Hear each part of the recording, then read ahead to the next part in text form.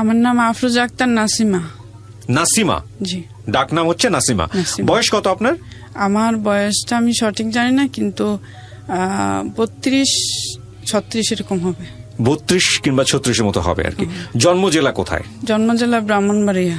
শুরু করেন আপনি যেখান থেকে বলতে চান, একেবারে ছোটবেলা থেকে। আমার 2 বছর বয়স তখন আমার মা মারা যান। বাবা কি করতেন আপনার? বাবা তাঁতের কাজ করতেন। আচ্ছা। তো আমাদের গ্রামে তাঁতের কাজে বেশি চলতো। ওকে। আর আমার আমার মা মারা যাওয়ার সময় আমি মায়ের মুখটা আমার মনে নেই, আমার দাদির কাছে শুনতাম যে আমার মা এরকম ছিল। তো আমি আমার মামার বাড়িতে বড় হই। আচ্ছা, আপনি কি একমাত্র সন্তান ছিলেন? আমার বয়সই মাত্র 2 বছর ছিল। ও, ওই সময় মারা যায়? জি। আচ্ছা, তারপর? আমি আমার মামার বাড়িতে মানুষ হই, আর সেই মামার হলো আমার পালিত মামা। যেমন আমার মামারা 7 ভাই ছিলেন, আর তাদের কোনো বোন ছিল না। তো আমার মারে পালতে নিয়ে আসে। তো ওনারা খুব ভালো ছিলেন। তো আমি যখন ক্লাস 6 থেকে 7 উঠবো, তখন তো ছুটি ছিল, দুর্গাপূজার ছুটি। সেই ছুটিতে আমি আমাদের বাড়িতে আসি। তো আমাদের বাড়িতে যখন আসি তখন আমার বয়স 11 থেকে 12। আচ্ছা। আমার প্রতিবেশী একজন, তার নাম হলো সম্পর্কে কি হতো? প্রতিবেশী চাচা হইতো। প্রতিবেশী চাচা মানে আপনার বয়সী ছিল নাকি বয়স বড় ছিল? তাদের বয়স 32 এরকম ছিল, আমার 10, 11 থেকে 12 এরকম। ওকে। তো আমি ক্লাস 6 পড়ি, 7 উঠবো এরকম বয়স। তখন ওরা আমারে প্রেমে প্রস্তাব দেয়। এই বয়সে এরকম ভাবে এত বড়? মানে তাদের ভয়ে খালি আমি লুকাই থাকি। আচ্ছা। তারপর আরেকজন লোক দিয়ে বলাইছে, তখনও আমি না করছি। না করার পর 2জন লোক আপনাকে কিভাবে প্রেমের প্রস্তাব দিবে? দিলে তো একজন দিতে পারে, ওরা কি 2জন একসাথে দিয়েছে প্রেমের প্রস্তাব? 2জন না, তার সঙ্গে সঙ্গী ওরা। আচ্ছা। তো মেন হলো। আচ্ছা। আর আরেকজন আছে, তারা 2জনই ছিল তার সাথে সঙ্গী আর কি, তার বন্ধু ছিল। আরেকজনের নাম হইলো। আচ্ছা। তখন আমি না করার পর তখন আমাকে খুব বিরক্ত করে স্কুলে যেতে আসতে। আমি আমার মামার বাড়ি স্কুলে পড়াশোনা করতাম। তখন ওরা ওখানে গিয়েও বিরক্ত করে, রাস্তাঘাটে দাঁড়ায় থাকে এরকম, চিঠি লিখে একজনের কাছে দিয়ে দেয় এরকম করে। তো যখন আমি চিঠিও নেই না, আপনি বলতেন না বাড়িতে এসে কাউকে? আমার এক মামার বলছিলাম, তো মামা বলছে তুমি তাদের কথা কান দিও না। আচ্ছা। ছোট মানুষ, এত মামা একটা মাথায় নেয়নি। তারপরে আমি যখন দুর্গাপূজার ছুটিতে আমাদের বাড়িতে যখন আসি, তখন ওরা মানে বিকেল 3টা-4টার দিকেই মানে আমাদের চারপাশে খালি একের পর এক খালি ঘুরতেছে। তারপরে একজন আমার সামনে দিয়ে যায়, যে বলে কি চেহারা বদলে দিব। তা আমি আর জানি না যে চেহারা বদলে দিব, এরকম বেশি একটা করিনি। তখন ওরা সেদিন রাত্রেই, আমাদের বাবার ঘর ছিল বাঁশের বেড়া, জানালাও ছিল বাঁশের। তো আমরা একটা চকিতে থাকতাম, আমার দাদি, আমার এই যে মার ঘরে আমার বাবা আবার বিয়ে করলেন, তো ওই মার ঘরে 2 বোন 1 ভাই, আর আমার মার ঘরে শুধু আমি একা। তখন ওই সবাই আমরা ওই চকিতে থাকতাম। তো আমার সাথে আমার মামাতো বোনও ছিল, আমার একটা মামাতো বোন আমার সঙ্গে আসছিল বেড়াইতে আমাদের বাড়িতে। তো মামাতো বোনও ছিল, মামাতো বোনের গায়েও লাগছে, প্রায় আমার চেয়ে বেশিও কম না, লাগছে মোটামুটি ভালো এরকম। তো যখন আমাকে অ্যাসিড মারে, তখন আর আমি বুঝি না যে এটা অ্যাসিড। তখন আমি দরজা খুলে আমার এক যেটা আছে ওনার গিয়ে আমি জড়াই ধরি যে আমার কি হয়েছে, এরকম চিল্লাচিল্লি করে সারা। তখন আমার জ্ঞান শক্তি ভালোই আছে, আমি বুঝি। তখন আমার এত জ্বলতেছে, মানে বোঝানোর মতো না এরকম। তারপরে আমাদের তো তাঁতের কাজ করে, আমার যেটা আবার বলতো সেটা অ্যাসিড মারছে। তখন চারপাশে সব মানুষ আসে, তখন আমার সেই আসামিরাও আসে, এসে ওরাও বলতেছে এটা তো অ্যাসিড। সবাই বলতেছে পানি, তো ওরা আবার পানি দিতে দেয় না, বলছে না পানি দেওয়া যাবে না, পানি দিলে ফুসকা পড়ে যাবে। তো আমার যে সৎমা, উনিও পানি দিতে চাইলো, তো পানি দিতে দিল না। তারপরে পরের দিন সকালে আমার ঢাকা মেডিকেল নিয়ে আসেন। ঢাকা মেডিকেলে আমি 6 মাস থাকি। একটা না 6 মাস ছিলাম, আমার সাথে কেউ ছিল না। আমার বাবা একজন মহিলা ঠিক করলো। চশমাটা খুলে নেন। আমার যেটি আমি দর্শক আপনাদেরকে একটু বলি, ওনার শ্রবণ শক্তিতে সমস্যা হয়েছে এই ঘটনার পরে, যে কারণে আমাকে অনেক লাউড যেতে হচ্ছে। আপনি চশমাটা একটু খুলে নেন। আপনারা দেখতে পাচ্ছেন যে ওনার কি অবস্থা, এটা আসলে খুবই অবর্ণনীয়। আপনি একটু আমাদেরকে দেখাবেন কোথায় কোথায় গেছে এই অ্যাসিডের প্রকোপটা? উনি হিসাব মেনটেন করেন, আমি শুধু বোঝার জন্য আপনাদেরকে একটু দেখাচ্ছি যে এটা একটা মানুষকে আজন্ম শেষ করে দেবার জন্য এরকম একটা ঘটনা যথেষ্ট। একটা মানুষ কতটা পাশবিক হলে, আপনার ডান কান বাম কানের কি অবস্থা? ডান কান তো দুটোই নাই, কিন্তু ডান কানের ছিদ্র বন্ধ, আমি বাম কানে কিছু কিছু শুনতে পাই। একটু মাথাটা ঘুরায় একটু দেখান আমাদেরকে ক্যামেরায়। ওরাই হচ্ছে ওনার বাম কান, আর ডান কানটা একটু দেখান, পুরোপুরি ব্লক। জি, এবার আপনি পড়েন, আপনি পড়ে নেন, যেভাবে আপনি কমফোর্ট ফিল করেন আপনি গল্প বলতে সেভাবেই বলেন, সমস্যা নাই। আমাদের অনেক প্রশ্ন এসে গেছে ইতিমধ্যে মাথায়, আমাদের প্রশ্নগুলো জানতে হবে। তবে একটা জিনিস আপনারা খেয়াল রাখবেন, যেহেতু ওনার বয়স মাত্র 11 ছিল, ক্লাস 5-6 পড়ার বয়স, ওই সময়ে ওনার জীবনে এমন কিছু মানে করা সম্ভব নয় যাতে করে মানুষ ক্ষেপে গিয়ে, একটা ম্যাচিউর দুটো মানুষ ক্ষেপে গিয়ে ওনাকে এই ধরনের ঘটনার মধ্যে নিয়ে আসতে পারেন। কারণ ছোট একটা বাচ্চা যার বয়স 18 বছর হয়নি, ইভেন জীবনের যে কোনো স্টেজেই কোনো মানুষ যে ধরনেরই অপরাধ করুক না কেন, এই ধরনের বর্বরতার শিকার ভেরি আনএক্সপেক্টেড, খুবই অপ্রত্যাশিত। এবং 11 বছরের একটা বাচ্চা, সে জীবনে এমনই কিবা করতে পারে যে যার কারণে তাকে এই ধরনের ঘটনার মুখোমুখি হতে পারে। নিঃসন্দেহে ভয়ঙ্কর রকমভাবে জিঘাংসা, অমানবিকতা এবং একটা মানুষের মধ্যে এক্সট্রিম পশুত্ববোধ, চরম পর্যায়ের পশুত্ববোধ, যেটা একটা মানুষকে আমরা বলি পশুতে পরিণত করে। পশুদের মধ্যে এই ধরনের ভয়ঙ্কর রকমের গুণ নাই আমার জানা মতে। পশুর থেকেও অধম যদি কোনো কিছু থেকে থাকে, সেই জায়গাটায় নিয়ে যায় এবং তখন মানুষ এই ধরনের কাজ করে। তো আমি এই ধরনের ঘটনাগুলোকে আপনাদের সামনে বেশি বেশি আনতে চাই, বেশি বেশি দেখাতে চাই। গল্পের বিন্যাস ঠিক থাকুক আর না থাকুক, আমি এই সিচুয়েশনগুলোকে বেশি বেশি করে সোশ্যাল মিডিয়াতে আনতে চাই, যাতে করে আমাদের আগামীর যে সন্তানরা বড় হচ্ছেন তাদের মধ্যে এই ধরনের ভয়ানক প্রবৃত্তিগুলো শিশু অবস্থাতেই মরে যায়, যাতে করে মানে কেউ যাতে কখনো এই ধরনের কাজ না করেন। কারণ একটা মানুষের অবস্থাটা কি হয়, একটা মানুষ সারাটা জীবন প্রত্যেকটা মোমেন্টে, প্রত্যেকটা সিঙ্গেল মোমেন্টে সে এই ধরনের ভয়ানক অবস্থা নিয়ে সে মুভ করে। রাইট, আপনি তাকে অ্যাসিড মেরেছেন এবং সে কিন্তু একটা সার্টেন পিরিয়ডের জন্য কিন্তু পেনাল্টি পাচ্ছে না, একটা সার্টেন পিরিয়ডের জন্য কিন্তু সে পেইন পাচ্ছে না।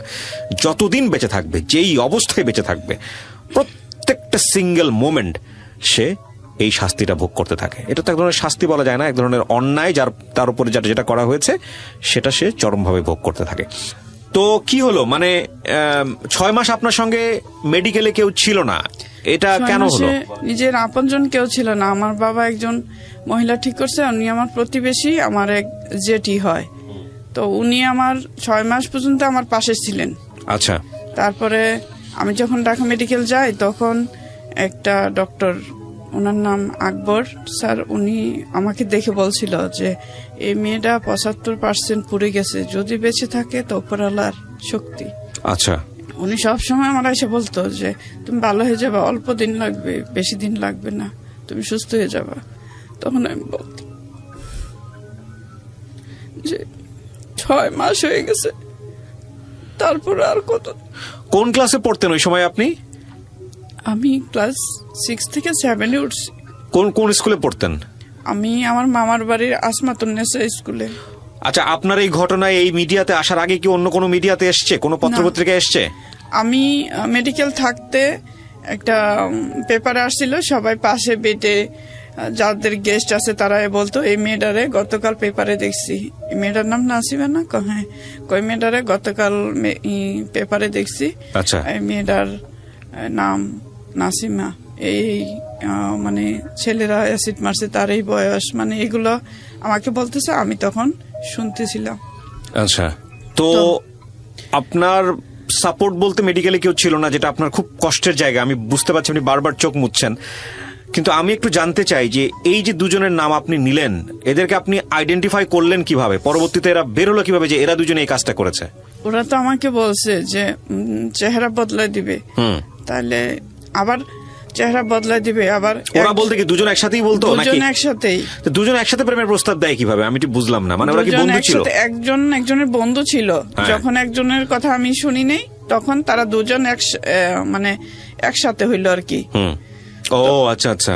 তারপরে যখন বলছে যে চেহারা বদলাই দিব, তো যখন আমাকে অ্যাসিড মারলো তখন আমার ওই কথাটা মনে পড়লো। ও তারপর দুইজনের মধ্যে একজন আমার প্রতিবেশী, তো ও একজন আসেনি দেখতে, যে অ্যাসিড মারছে তার হাতে পড়ছে, যখন অ্যাসিড ডালার সময় তার পায়ে লাগছে। ও, তো আচ্ছা। তারও যন্ত্রণা আমার মতো নিশ্চয়ই এরকম যন্ত্রণায় সে বুক করতেছে। হ্যাঁ, হ্যাঁ, হ্যাঁ। তখন সে আসেনি। তখন সবাই খোঁজাখুঁজি করছিল, কিছু মানুষ বুঝতে পারছিল যে ওরা যে দিনের বেলা এরকম করছে, যে ওরা ছাড়া এই কাজটা কেউ করেনি। আর আমি তো ওদের নামও বলেছিলাম তখন, যখন আমাকে আমার যন্ত্রণা যখন হয়েছে, অ্যাসিড যখন মারছে, তখন তো আমি জ্বালাপুরা অশান্তি, মানে আমি কার পেটের ভিতরে যাবো এরকম। তখন আমি যখন ঢাকা মেডিকেল যাই, তখন ওই ডাক্তাররা বললো এইভাবে চিকিৎসা হইতেছে এরকম। আর তখন ঢাকা মেডিকেলে মানে অ্যাসিডের কোনো চিকিৎসাও ছিল না, মানে প্রতিদিন ড্রেসিং করতো, আমার খুব কষ্ট হইতো টেনে ছিঁড়ে। আর ড্রেসিং এর কথা শুনলে 2 ঘন্টা আগে এই ড্রেসিংটা খুব ভয়ানক হয়, 2 ঘন্টা আগে থেকে কান্না করতাম। আর ড্রেসিং যারা করতো সে আয়ারা অনেক, মানে তারা একটু সময় নিয়ে ড্রেসিং করতো না, মানে তাদের যত সময় তাড়াতাড়ি একজনটা করা যায় আরেকজনটা করবে, একজনটা করা যায় আরেকজনটা করবে এরকম। তখন আমি আমার বাবার কাছে বলছি যে ওরা খুব কষ্ট দেয়। তারপরে ওদেরকে ধরলেন কিভাবে বা কি করলেন ওদেরকে, আমাকে একটু বলেন তো তারা গল্পটা। বাড়ি ছেড়ে কোথাও যায়নি। আচ্ছা, বাড়ি ছেড়ে কোথাও যায়নি। আমার বাড়ির পাশে একটা পুকুর আছে, পুকুরে যার হাতে অ্যাসিড লাগছে, ওই তার সাথে যার এক বন্ধু, সেই বন্ধুরে দেখাইতেছে আমার হাতে লাগছে, ওই যে পায়ে লাগছে, এগুলা বলতেছিল। আর তারা 2 জন নাকি একসঙ্গে সবাই, তাদের যারা লোক ছিল তারাও বলতো তোমরা যদি এই কাজটা করে থাকো তোমরা পালায় যাও। না, আমরা পালাই গেলে মনে করবে আমরা এই কাজটা করছি, আমরা তো এই কাজ করিনি। মানে 1 কান 2 কান করে করে এগুলো সব আপনাদের কানে আসতেছে, ওরা কথাবার্তা বলতো, এগুলা ঘুরে ফিরে, যেহেতু গ্রাম অঞ্চল, তো এগুলো কানে চলে আসতো আর কি, যে কি হচ্ছে। হ্যাঁ, তারপর গ্রাম থেকে অনেকে মেডিকেলে আমারে দেখতে চাইতো, কিন্তু ওরা যেত না। না, ওরা যাইতো না, ওদের বাড়িরও কেউ যাইতো না। আচ্ছা, তারপরে আমাদের পাশে ইতে একটা বাজার আছে, সেই বাজারের থানা আছে, থানা থেকে পুলিশ গেল, ঢাকা মেডিকেল আমারে দেখতে গেল। পুলিশ কি নিজের ইচ্ছায় গেছে নাকি আপনারা থানাতে গিয়েছিলেন? না, আমার বাবার তখন ঢাকায় ছিল। আচ্ছা, আমার যেদিন ঘটনা হয় সেদিন আমার বাবা ঢাকায় ছিল, তো জানতো না যে আমাকে অ্যাসিড মারছে, এই কথাটা শুনে নেই। আমাদের এলাকায় বাজারে গিয়ে নরসিংদী থেকে লঞ্চে বা নৌকায় যেতে হয়, বাজারে যখন গেছে তখন সবাই জিজ্ঞেস করছে আমার কথা। তো আমার বাবা বললে আমার মেয়ে তো বাড়িতে, তো বলছে ও তো, তাইলে তুমি ঘটনা জানো না? না, কি ঘটনা? বলে বাড়ি যাও, বাড়ি গেলে শুনবা। তখন যখন বাড়ি গেছে তখন এই কথা শুনে। আর আমাদের মামলাটা হইলো সরকারবাদী মামলা, মানে পুলিশ ইচ্ছায় খবর পেয়ে পুলিশ নিজেই এসছে। কতদিন পরে মামলা হয়েছে? আপনি হাসপাতালে থাকা অবস্থায় নাকি হাসপাতাল থেকে চলে আসলেন? আমি হাসপাতালে থাকা অবস্থায়। আচ্ছা, আনুমানিক কতদিন পরে? আনুমানিক 2-3 মাস লাগছে মামলা করতে। আচ্ছা, তারপর? তো আমার বাবা আবার একটু সহজ সরল, এত কিছু বোঝে না, সবাই বলছে মামলা করো, তোমার মেয়ের অবস্থা হয়েছে, মামলা করো। তারপরে আমার বাবা যায় মামলা করতে। তো মামলা করার আগে নিশ্চয়ই আপনার সঙ্গে কথা বলেছে আপনার বাবা? হ্যাঁ, আমার বাবা বলছে যে কারা এরকম করছে, তুমি সত্যি কথা বলবা, কেউ রে অন্যায়ভাবে ঠকানো ভালো না, তুমি বলো। আর তখন আমার বাবা জানতো আমি আর বাঁচবই না। আমার বাবা যখন আমার কাছে জিজ্ঞেস করে তখন আমি সত্যি কথা বলছি যে বাবা এরকম ওরা বলছে। আমার বাবা যাওয়ার আগে পুলিশ আমার কাছে গেছিল। আচ্ছা, থানার এসআই গেল, তখন উনি আমাকে বলল যে আমি মানে পোশাক ছাড়া তোমাকে যখন মেডিকেলে নিয়ে আসে, তারপরে বাড়িতে গিয়ে তোমারে পাইনি, তোমাদের বাড়িতে গেলাম, তখন অপর একজন ব্যক্তি, ওরা যখন পুকুর পার বসে আছে তখন দেখাই দিল যে ওরা 2 জনে এই কাজটা করছে। যেই লোক বলছে সে উনি একদম বলছে যে সন্দেহ করেই বলছে। তখন গিয়ে ওরা 2 জনটা একসঙ্গে ধরে ফেলছে, ধরে দেখছে যে একজনের হাতে অ্যাসিড লাগছে। তো বলছে আর কোথায় লাগছে? বলছে পায়ে, লুঙ্গি পরা ছিল, লুঙ্গিতে মনে লাগছে। এরপরে এই পুলিশ গিয়ে আমার সাথে এই ঘটনা বলে। পুলিশই আপনাকে বলে? তারপরে আমার বাবা বলছে যে এরকম মামলা করতে হলে এরকম মিথ্যা ভাবে কাউকে করুন ভালো না, তোমার যা সত্যি তাই বলো। তারপরে আমি বললাম, তো ওই ওসি আমার কাছে সম্পূর্ণ কথা নিয়ে পরে বলছে তুমি চিন্তা করো না, তুমি বেঁচে থাকবা, আর আমি দেখছি এটার জন্য কি করা লাগে, তুমি কোনো চিন্তাই করো না, আমি আসামি ধরছি, তো যা করার আমি করব। ধরে ফেলছে আসামি তোর দিনে? হ্যাঁ, আসামি কি ধরে ফেলেছে নাকি? আসামি ধরে ফেলছে, ধরেই উনি তারপরে গেছে আমার কাছে। ও আচ্ছা, মামলাটা করে কি আপনার বাবা?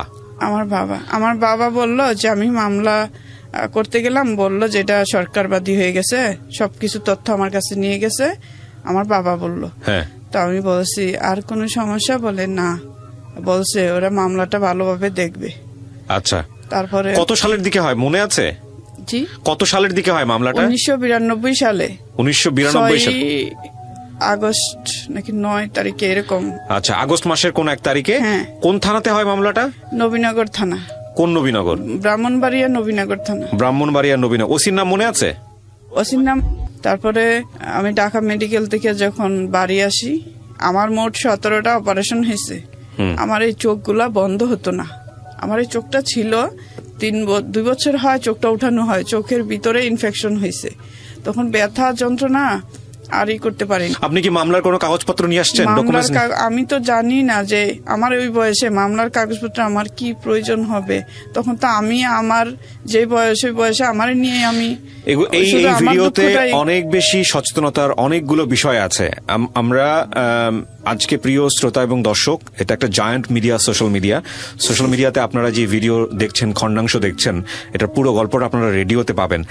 এবং আমি আপনাদেরকে একটা কথা বলতে চাই, এখানে যাদের নাম উনি মেনশন করেছেন, ওসির নাম থেকে শুরু করে বাকি সবার নাম এবং পরিচয়, সেগুলো আমরা বিশেষভাবে এখানে মিউট শব্দ ব্যবহার করছি একটাই মাত্র কারণটা হচ্ছে উনি প্রপার ডকুমেন্টসগুলো আমাদের সামনে হাজির করতে পারেননি। সেটাও জীবনের একটা অনেক বড় ব্যর্থতা, ফেইলার। কারণ এগুলো খুব গুরুত্বপূর্ণ মেসেজ বহন করে এই ভিডিওগুলো, যে কারণেই উনি যে কথাগুলো এখানে বলছেন সেগুলো নিশ্চয়ই আমরা আমাদের জায়গা থেকে বিশ্বাস করি, কিন্তু গণমাধ্যমের ধর্ম অনুযায়ী কোনো প্রমাণ ছাড়া কোনোভাবেই কারো পরিচয়, বিশেষ করে নেগেটিভ অর্থে, এটা আনাটা উচিত নয়। তো সেই জায়গাটি থেকে আমরা এই ব্যাপারটা গোপন করছি, তাদের নামগুলো, পরিচয়গুলো গোপন করছি। আপনারা যদি আরো ইন ডিটেইলি কোয়ারি করতে চান, সেক্ষেত্রে আপনারা উনি যে ক্লুগুলো বলেছে সেগুলোর মাধ্যমে ওনার সঙ্গে আপনারা যোগাযোগ করতে পারেন। বাট আমরা প্রাথমিক তদন্তের উপর যেহেতু করছি, কারণ এটা ওনার স্টেটমেন্টের উপরে যে ব্যক্তিকে নিয়ে এখানে কমপ্লেন করা হচ্ছে তার সামাজিকতা সমস্ত কিছুর একটা ভয়ঙ্কর রকম পরিবর্তন করতে পারে। যেহেতু উনি আমাদের কাছে সেই লিগ্যাল পেপারগুলো দেখাতে পারেননি এখন পর্যন্ত, সে কারণে আমরা তার নাম পরিচয়গুলো এখানে গোপন করতে বাধ্য হচ্ছি। জি বলেন, তারপর কি হলো? আপনি মামলা বুঝতেন না ওই সময়টাতে, যেটা বলছিলেন আপনি। হ্যাঁ, তারপরে আর এই কাগজপত্রগুলো যে আমার কি বিশেষ প্রয়োজন হবে সেটাও আমি জানতাম না। অত ছোট বয়সে বোঝারও কথা না, ক্লাস 5-6 এ পড়ে। মানে যে এগুলা যত্ন করে রাখবে, হ্যাঁ এরকম। আপনি বাড়ি আসলেন কবে? 6 মাস পরে বাড়ি আসলেন? 6 মাস পরে বাড়ি আসছি। আপনাকে দেখার জন্য লোকজন আসলো না? যে লোকজন এত ভিড় করছে বাড়িতে, মানে যে আমার আর মনে হয়েছে যে কোথায় আমি যাই, একেবারে যেখানে মানুষজন নাই, আমার এত মানুষজন দেখতে আসছে। তারপরে মানুষ আস্তে আস্তে দিনের পর দিন কমতে থাকে। তখন আমার ঘরের যে সৎ মা, আমার মাও আমার উপর যন্ত্রণা। লেখাপড়া বন্ধ হয়ে গেল? হ্যাঁ, আচ্ছা, লেখাপড়া বন্ধ হয়ে গেল। তখন আর আমি আমার মামার বাড়িতেও যাই না। ওরাও আমার এই অবস্থা আর রাখতে চায় না, বলে মানুষজন আসবে দেখতে, আমাদেরও তো ছেলে মেয়ে আছে, মান সম্মানের বিষয়। হ্যাঁ, আহা, এই একটা মানুষকে কিভাবে পঙ্গু করে দেয় দেখেন। হ্যাঁ, আমি যখন আবার আমাদের বাড়িতে আসি তখন এইভাবে মামলা চলতে থাকে। 1 বছর পর মামলার আসলো যে ওখানে সাক্ষী দিতে হবে বা ওখানে কিছু আছে। তখন কি ওই দুজন জেলে নাকি ওদের সঙ্গে আরো কেউ ছিল? তখন আসামিরা জেলে, আর আসামির পক্ষের মানুষ এক প্রকার আমার বাবাকে চাপ দিল আপস হওয়ার জন্য। তখন আমার বাবাও মানুষের কথা, এলাকার মেম্বার চেয়ারম্যানরা সবাই মানে এরকম চাপ দিছে, বাড়ির পাশে এরকম ঘটনা হয়ে গেছে, এখন কি করবা, এখন আপস হয়ে যাও।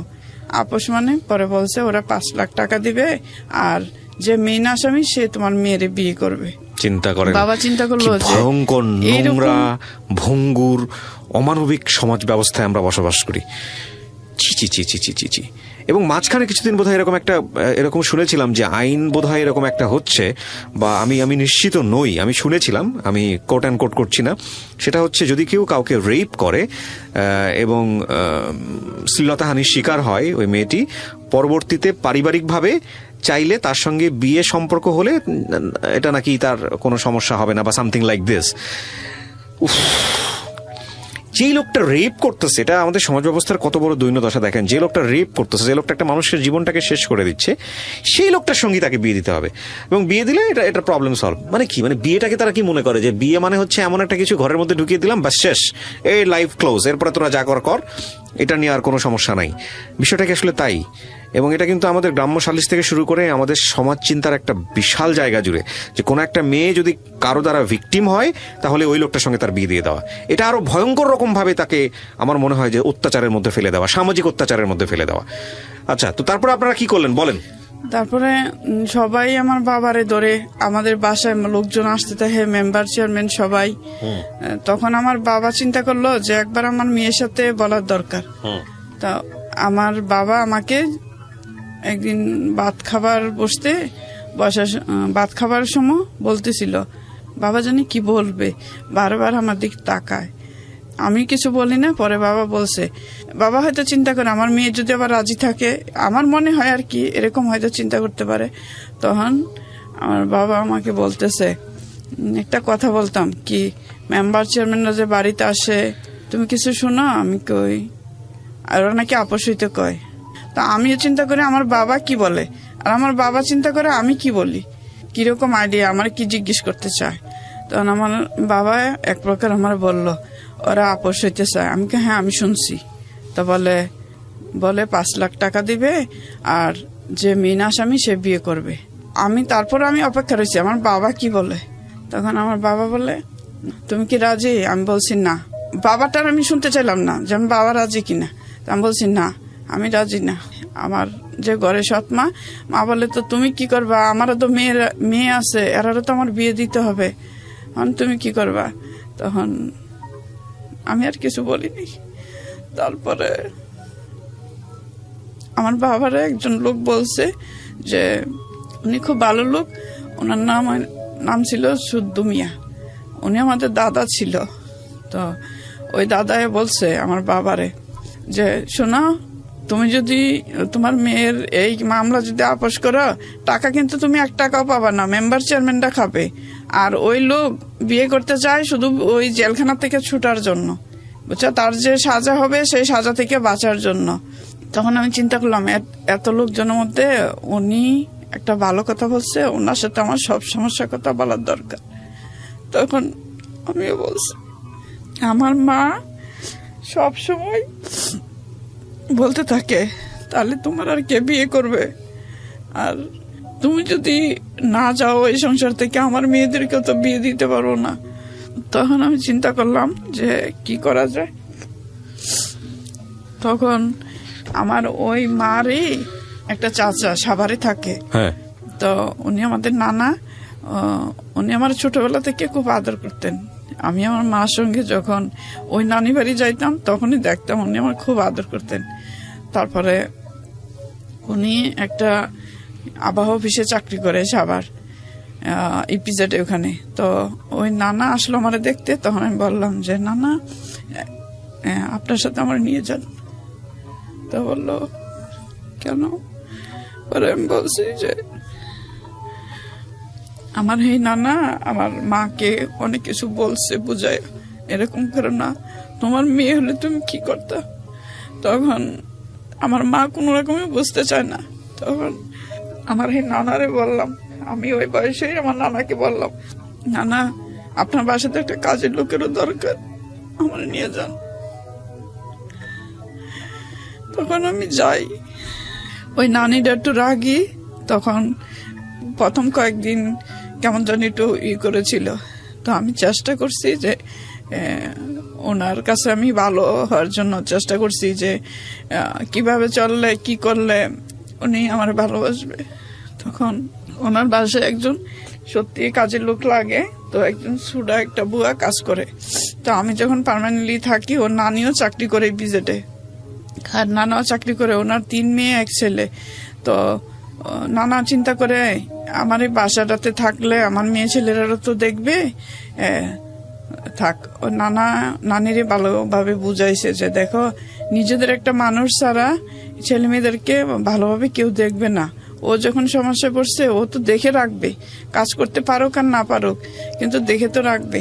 তো নানি সকালবেলা উঠে নাস্তা বানাইয়া রান্না করে দিয়ে যায় দুপুরবেলার, আবার বিকেল আইয়া উনি রান্না করতেন। বাকি সবজি কাটা লাগলে, ঘর গুছানো কাজটা সবাইগুলো আমি করে দিতাম। ওকে। তখন উনি আমারে খুব, এক সময় উনি করে আমার প্রতি এমন ওনার মায়া হয়, উনি আর চায় না যে আমি আর কোথাও কারো কাছে থাকি বা কোথাও যাই। তো অনেক দিন হয়ে গেল, আমি বললাম নানি আমার না ইচ্ছে করতেছে আমি একটু গ্রামের বাড়িতে যাওয়ার জন্য। না, তোর মা তোর জন্য কত তাড়াই দিছে, তুই ওখানে যাওয়ার কি দরকার, তোর বাবারে খবর দেই, তাহলে তোর বাবা আসলে তোরে দেখে যাবে। তো আমি চিন্তা করলাম, আর এখনো মতো এরকম ফোন মানে এত ফোন চলাচল নেই যে ফোনে কাউকে বলা যাবে এরকম। তো আমার নানার আর একটা ভাই আসলো, ছোট ভাই, তো ওই নানার ভাইয়ের কাছে বলে দিল নাসিমার বাবাকে বলবা নাসিমার আয়সা দেখে যেতে, নাসিমা ভালো আছে, কোনো সমস্যা নাই।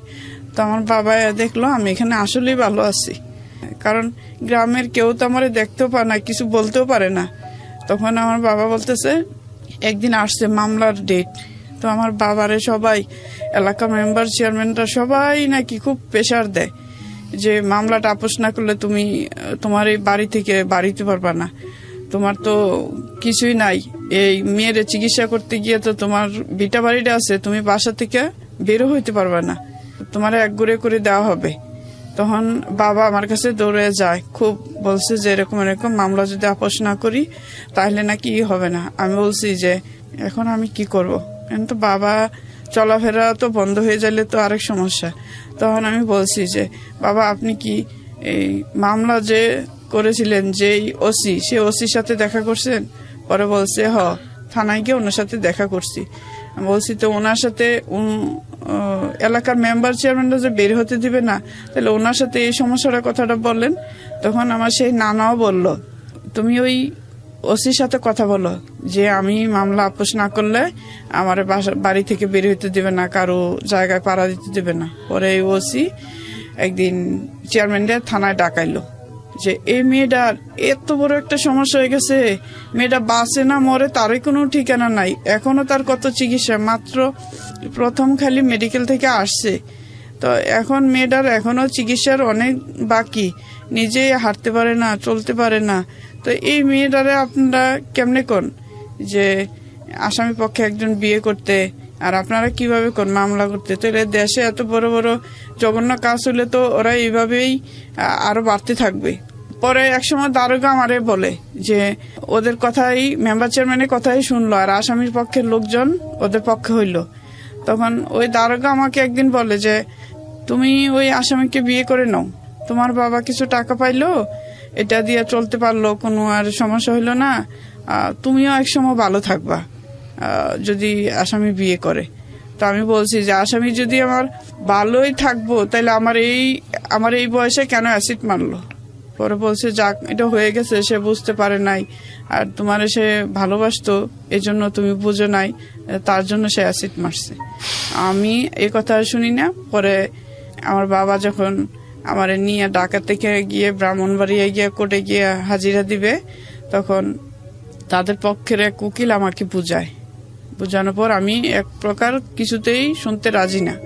তো আমার বাবার কথা আমি চিন্তা করি না যে আমার বাবা চলতে পারবে না, বাড়ি থেকে বের হতে পারবে না, এগুলো আমি কোনোই চিন্তা করি না। তারপরে এভাবে মামলা হতে হতে একদিন মামলা রায় হবে, মামলা শেষের দিকে গেল, রায় হবে। যেদিন রায় হবে আক্রমণের আগের দিন ওই বাড়ির মানুষ আমার বাবার সাথে ঝগড়া লাগার পরে তখন আমার বাবা ঘরেই চুপচাপ নাকি বসেছিল। তো আমার বাবার নাকি অনেক কিছু বলতেছে, পারে না, দৌড়ে এসে মারে, তাও আমার বাবা একটা শব্দও করে না। তারপর ওরা এইভাবে চলে গেছে। যেদিন রায় হয় সেদিন তাদের যাবজ্জীবন সাজা হয়। এই তিনজনের, একজন তো পলাতক আছে। তিনজন, আরেকজন কি ছিল? একজন ছিল আরেকজন এখনো পলাতক আছে। এখনো পলাতক? সেই 92 সালের পর থেকে এখনো পলাতক, এখনো ও বাড়ি আসে নাই, আর এখনো পলাতক। তো ওর আমি আমার যে সরকারি পিপি ছিল ওনার কাছে জানতে চাইলাম যে পলাতক আছে ওর কি সাজা হইলো। বলে ও যখনই ধরা পড়বে তখনই ওর আবার সেদিন থেকে আবার তার সাজা হবে। রাইট। তারপরে আমারে বলল যে তোমার আর এখন কোনো সমস্যা আছে? যখন তার সাজা হয়ে গেল কয়েকদিন আমাদের বাড়িতে আমার বাবা আমার মা ওরা ঘরে ঘরেই ছিল, বাইরে বেরোতো না, খুব ছিল। মেম্বার চেয়ারম্যানরাও, আমার বাবা বাজারেও যাইতো না, মেম্বার চেয়ারম্যানরাও খুব বিষম রাগ। আর সেই পর থেকে মেম্বার চেয়ারম্যানের কোনো হেল্প সহযোগিতা আমার বাবা পায়নি। তারপরে একদিন আমি ঢাকা থেকে গেছি, যাওয়ার পরে ঢাকা থাকতেই আমি এক লোকের মাধ্যমে শুনি অ্যাসিড সার্ভাইভার্স ফাউন্ডেশনের কথা। আইন ও সালিশ কেন্দ্রে গেলাম, যখন ওরা আবার বলছে যে আবার যে দুজন যাবজ্জীবন হয়ে গেল ওরা কি ছাড়া পেয়ে গেছে? ওরা এখন সাজা পেয়ে গেছে, মানে ছাড়া পাইছে, জেল থেকে ছাড়া পেয়েছে, জেল থেকে 14 বছর পরে ছাড়া পেয়ে গেছে। হ্যাঁ। আচ্ছা, ওরা বের হয়ে এসে কি করেছে? বের হয়ে এসে একজন এই বাড়ি বাড়ি কাজ করে, এখন বুড়ো হয়ে গেছে, বয়স হয়ে গেছে, তখনই তাদের বের হয়ে এসে আপনার সঙ্গে কখনো কথাবার্তা হয়েছে তাদের? না, কখনো কথাবার্তা হয়নি। আর আমি যেমন গ্রামে ওনারা বিয়ে শাদী করতে পেরেছে? ওদের সংসার আছে, বাচ্চা কাচ্চা আছে, মেয়ে আছে? না, কেউ বিয়ে শাদী করেনি। আচ্ছা, কেউ বিয়ে শাদী করেনি? কেউ বিয়ে শাদী করেনি। তো আমি ঢাকা থেকে যখন অ্যাসিড সার্ভিস ফাউন্ডেশনের কথা শুনি, তখন তো আমার চেয়ারম্যান সার্টিফিকেটের দরকার। তখন আমি চেয়ারম্যানের কাছে গেলাম, চেয়ারম্যান সাহেব বললো যে না, তোমাকে সার্টিফিকেট দেওয়া হবে না। তো আমি বলছি দেওয়া হবে না, সেটাই দেন, সেটাই লিখে দেন যে আমাকে দেওয়া হবে না। বলে তোমার তো সাহস বেশি। আমি বলছি আমার এক জায়গায় দরকার, তো সেজন্য বলছি, আপনি যে দিবেন না সেটাও বলেন, এত সাহস দেখায় না, যাও। তো উনি আমার কিছু খারাপ মন্তব্য করলো, তখন বললো মামলাটা আপোষ করলো না, কেউ বিয়ে করবে না, মানে আমি নিজেই শুনতেছি যখন উনি এইগুলা মন্তব্য করতেছে। তখন আমি আর কিছু বলিনি, আমি চলে আসছি। আসার পর অ্যাসিড সার্ভিস ফাউন্ডেশনে আসছি, আসার পর ওখানে আমার চাকরি দেওয়া হয়, ওয়ার্ড অ্যাটেন্ডেন্স, মানে আয়া পদে আর কি। তখন আমি ওখানে কাজ করতে থাকি। তখন ওখানে আস্তে আস্তে একের পর এক আমার একটা অপারেশনও হতে থাকে। যেমন আমার এই গলাটা এইভাবে লেগেছিল, আমি মানুষকে ঘুরে দেখাইতে হতো, কেউ আমার ডাক দিলে আমি ওভাবে ঘুরে দেখতাম, মানে ওইভাবে ঘুরে দেখতে পারতাম না, ওইভাবে ঘুরে দেখতে পারতাম না। এভাবে আমার একের পর এক অপারেশন হতে থাকে। আমার কানের ভিতরে অপারেশন করে কানের ছিদ্র বন্ধ হয়ে গেছে। তখন আমি এভাবে চাকরি করতে থাকি, প্রায় 5-6 বছর পর্যন্ত আমি ক্যাজুয়ালি কাজ করি। যখন 5-6 বছর হয়েছে, তখন ওইখানে সার্কুলার দিছে কিছু লোক নেওয়া হবে। তখন সেইখানে আমি আবার করি। তখন উনিও একজন অ্যাসিড বান, তার নাম হলো দবিরুল ইসলাম। তো আমার জিজ্ঞেস করে আমার বাড়ি কোথায়, কি আমার কিভাবে ঘটনা হয়েছে। তো আমি বলছি, বলার পর ওর খুব মায়া লাগছে। পরে ও চিন্তা করলো, ওর কথা শুনে আমি দেখলাম অ্যাসিড সার্ভাইভার, ওনারও কি অ্যাসিডে বার্ন কোনো কিছু আছে? জি। আচ্ছা, কোথায় বার্ন হয়েছে ওনার? ওনার হাতে লাগছে, বুকে লাগছে। ওনার স্টোরি কি? আচ্ছা, ওনার স্টোরি আমরা ওনার কাছ থেকে শুনবো। তো তারপরে কি হলো? পরিচয় হলো? তারপরে পরিচয় হলো, হওয়ার পরে ওর আমাকে বললো যে এরকম এরকম আমি তোমাকে বিয়ে করতে চাই। তো আমি বললাম যে তাইলে আপনার বাবা মার। কতদিন পরের ঘটনা এটা? পরিচয় হওয়ার কতদিন পরে? পরিচয় হওয়ার 2-3 মাস 4 মাস এরকম হবে। এই সময় আপনাকে বিয়ের প্রস্তাব দেয়। The most important part of this story is Dabirul Islam. প্রিয় দর্শক এবং শ্রোতা, আজকের এই ভিডিওতে আপনারা আমাকে দেখতে পাচ্ছেন না ফর টেকনিক্যাল রিজন। তো আমি এই মুহূর্তে ওনার সেই বিয়ের প্রস্তাব দেওয়া যে ভদ্রলোক, তাকে আমি আপনাদেরকে ভিডিওতে নিয়ে আসছি এবং একই সাথে অডিওতে আপনারা শুনতে পাবেন রেডিওতে। ওকে, আপনারা দেখতে পাচ্ছেন ভিডিওতে যে ভদ্রলোকের কথা আমরা বলছিলাম। আপনার নাম? দবিরুল ইসলাম। মোহাম্মদ দবিরুল ইসলাম। দবিরুল ইসলাম। আমি যেটা শুনেছি ওনার কাছ থেকে, নাসিমার কাছ থেকে, সেটা হলো যে ওনার সঙ্গে পরিচয় হওয়ার 2 থেকে 3 মাস পরে ওনাকে আপনি বিয়ের প্রস্তাব দেন। আপনিও একজন অ্যাসিড সার্ভাইভার। জি জি। আপনাকে দেখে কিন্তু বোঝার উপায় নাই যে আপনি অ্যাসিড সার্ভাইভার, কারণ আপনার যত জানি যে আপনার বুকের ভেতরের জায়গাটা উনি যেটা বলছিল সেটা এক বার্ন, আর হাতের একটা জায়গা। হাতের জায়গাটা একটু দেখান আপনি। এই যে হাতে আমার এই জায়গাটা, আর বুকের মধ্যে আছে। হাতের ওনার দেখতে পাচ্ছেন বুড়ো আঙ্গুলের নিচের জায়গাটা, এই দুটো জায়গায় শুধু বার্ন। এই দুইটাই, আর মুখে ছিল জাস্ট এটা মিশে গেছে আর কি। মিশে গেছে। এটা আপনার ঘটনাটা কি হয়েছে? এটা ঘটনাটা হচ্ছে 2004 সালে আমার পারিবারিক সমস্যা, জায়গা জমি নিয়ে সমস্যাটা ছিল। তো একদিন আমি সকালে ঘুম থেকে উঠে বাইরে যাই, আমি তো বাইরেই টয়লেট করতে হয়, তখন তো এরকম ছিল না সিস্টেম। তো আমি বাইরে গেলে তারা আমাকে 3 জন আতঙ্কিত ভাবে চলে আসে আমাকে ধরার জন্য। তো আমি বুঝতে পারি নাই যে আসলে তারা কি জন্য আসছে আমার কাছে। যারা আপনার বিরোধ পক্ষ ছিল? বিরোধ পক্ষ, জি। তো পরে দেখছি যে এদের কাছে একটা বোতল, আমাকে মানে মুখে দিতে চাইছিল, তখন তো আমি চেষ্টা করছি আর কি ধরার জন্য জিনিসটা। এই ধরার জন্য চেষ্টা করাতে আমার হাতে লাগছে। ও, তার মানে তারা আপনাকে অ্যাসিড ছোড়ে? হ্যাঁ, হ্যাঁ। ওনাদেরকে ধরা হয়েছে পরবর্তীতে ধরা হয়েছে, বছর খানেক ছিল জেলে। পরে মানে সাক্ষীর একটু দুর্বলতার কারণে তারা মানে ছাড় পায় নিছে। 1 বছর পরে ওনারা ছাড় পেয়ে গেছে। তো আপনার এই যে বার্নটা হলো, আপনি ওনাকে সবকিছু জেনে 3 মাস পরে বিয়ের প্রস্তাব দেন? জি জি জি। প্রেমের প্রস্তাব না, বিয়ের প্রস্তাব। তো ওনাকে দেখে আপনার ভিতরে কোনো আতঙ্ক কাজ করেনি এই যে এরকম একটা মানুষ না আসলে কি বিয়ে করবেন? বাড়িতেও তো একটা ব্যাপার স্যাপার আছে, বোঝানোর ব্যাপার আছে। হ্যাঁ, তা আসলে কি আমি যখন ওখানে এসিড সার্ভিস ফাউন্ডেশনে আসি, ওর সাথে আমার পরিচয় হয়, যেহেতু দুজনে আমি ওখানে মানে ওয়ার্ড বয় হিসাবে তখন চাকরি পাই। ওখানে কিছুদিন চিকিৎসা অবস্থায় ছিলাম। চিকিৎসা অবস্থায় থাকার পরে আমার ওখানে একটা চাকরি হয় ওয়ার্ড বয়ের। তো চাকরি হওয়ার পর থেকে ওর সাথে আমার পরিচয়, আর ও আগে থেকে ওখানে ছিল। তা পরিচয় হওয়ার পর থেকে আমি ওর বিস্তারিত শুনছি যে আসলে তার 2টি কান নাই, 2টি চোখ আছে, এর মধ্যে চোখ একটা সমস্যা হয়ে গেছে, বাদ আর একটা চোখ আছে মানে 100%-এর মধ্যে 10% বা 20% দেখে আর কি। তো তার 2টি কান নাই, মুখটা পুরা নষ্ট। তারপর আমি ছবি দেখছি। আর দ্বিতীয়ত হলো হ্যাঁ ছোট থেকে মা মারা গেছে, মা নাই, এতিম। আমি আসলে এর কথাবার্তা শুনি না, আমার কাছে খুব খারাপ লাগছে বিষয়টা। আসলে সেও মানুষ, সে তো একজন বান হইলো, সে তো একজন মানুষ, তারও তো বাঁচার অধিকার আছে। এটা আপনি ভিতর থেকে অনুভব করছেন? হ্যাঁ, অনুভব করছি। তা আমি তখন বিষয়টা চিন্তা করলাম যে না, বিয়ে তো করতেই হবে। তা আমি এরকম একটা মেয়েকে বিয়ে করলে আমার জীবনে হয়তো কোনো একটা ভালো দিক, আল্লাহ যে দিক দিয়ে হোক করাবে। কিন্তু ওর দুর্ঘটনা দেখার পর, এগুলা দেখার পর প্রস্তাব আপনি আগে দিয়েছিলেন নাকি উনি দিয়েছিলেন? না, আমি মানে দিয়েছিলাম, বলছিলাম। তখন উনি বলেন না যে তুমি আমার মতো এরকম একটা মেয়েকে কেন বিয়ে করবা?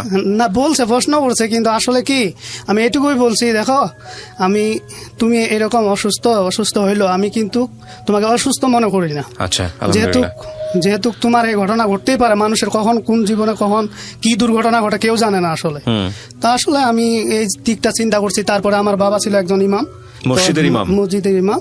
তখন আমি আমার বাবাকে জানাই, মাকে জানাই বিষয়টা। জানার পরে তারা বলছে ঠিক আছে, তোমার যদি পছন্দ হয়, ভালো লাগে, আমাদের সমস্যা নেই। চমৎকার। তখন তারা বলছে, তখন আমি ঢাকায় নিয়ে আসছি। ঢাকায় নিয়ে আসার পর ওদের গ্রামে যাই, বিয়েটা হয়েছে আর কি। দেখাইছেন ওনাকে বিয়ে করার আগে? হ্যাঁ, বিয়ে করার আগে পরিবারের সবাই মেনে নিয়েছে বিষয়টা? মেনে নিয়েছে। আমার বাবা ওকে আর অনেক ভালোবাসে। নাসিমা, আপনার কাছ থেকে একটু শুনি, আপনার সংসার কত বছরের? কত সালে বিয়ে করলেন? 2004-এর শেষ, 5-এর প্রথম। তার মানে সংসার হচ্ছে প্রায় 15 বছরের সংসার, রাইট? আচ্ছা, তো 15 বছরের সংসার জীবনে বাচ্চা কাচ্চা নিশ্চয়ই হয়েছে? হ্যাঁ, আমার 10 বছরের একটা ছেলে আছে। 10 বছরের একটা ছেলে আছে।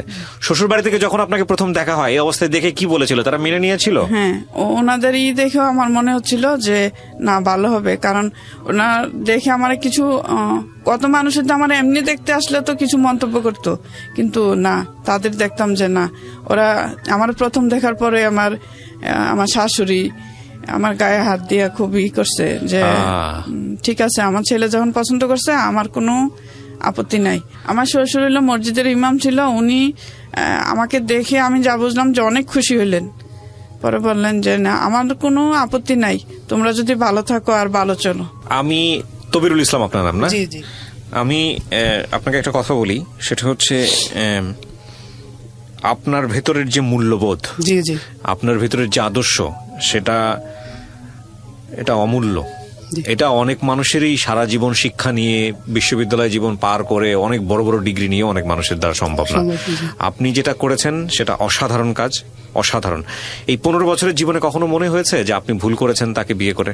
না, আসলে একটা কোশ্চেন, তারপরেও করতে চাই। ঠিক আছে, আমি প্রশ্নটা খুশি হলাম, কিন্তু আমি এটা মনে করি নাই যে আসলে তাকে নিয়ে কষ্ট হয় আমার। বরঞ্চ আপনি দেখেন, লাখ লাখ টাকা দিয়ে হজ করলে হজ হয় না। আমি এই দিকটা চিন্তা করছি, আমি তো গরিব মানুষ, কেশ পেশে আমার বাড়ি ঘর সবকিছু আমার শেষ, আমার গ্রামে যাতে থাকবো ওই সিস্টেমেও নাই।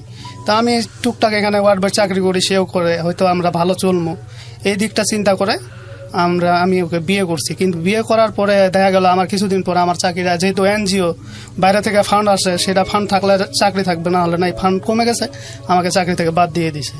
এভাবে আমি চললাম কিছুদিন, ওর চাকরিটা থাকলো, আমার তো চাকরিটা নাই।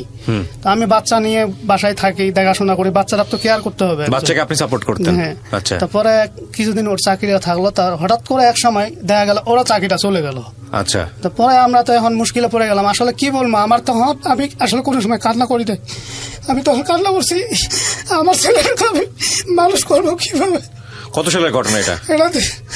2000 কত সাল যেন 17 সালের 17 28 সালে। এপ্রিলে 17 সালে আপনার দুজনের চাকরি চলে যায়। আমার চাকরি চলে যায় 17 সাল এপ্রিলের 28 তারিখে, আর ও 10 সালেই চলে যায় ওর চাকরি।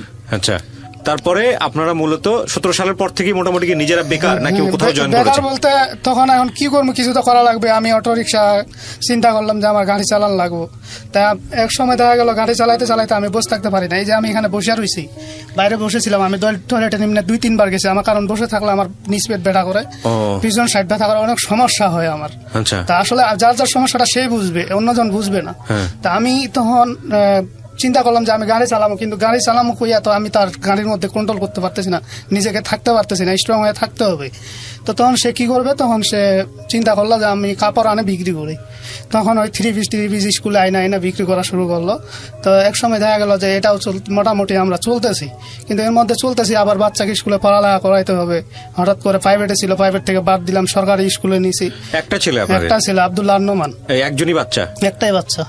তারপরে আমি সরকারি স্কুলে এখন ভর্তি করছি, কিন্তু এখন যে টিউশনি করাবো বা সেই প্রাইভেটে অবস্থা নেই। দিব। আপনাদের বর্তমান জায়গায় আসার আগে আমি যে প্রশ্নটা আপনাকে করতে চাচ্ছিলাম, এই 15 বছরের সংসারে তাকে আপনি যে জায়গায় নিয়ে গেছেন, মানুষ তো যখন ব্যতিক্রম কোনো কিছু দেখে মানুষের আগ্রহ বাড়ে।